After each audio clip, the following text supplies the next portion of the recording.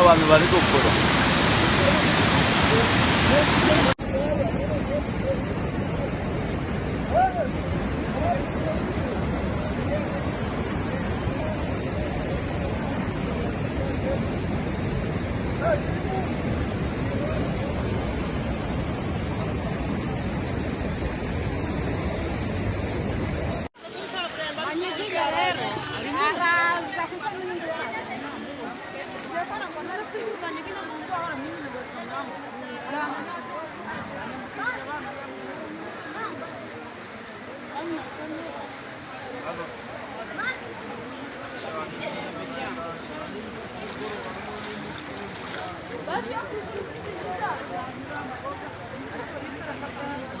usigaye ni wowe nta kuntu buriya munsi hayenga inzu gato kandi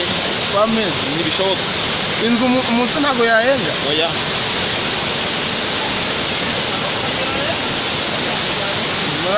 yagira ihere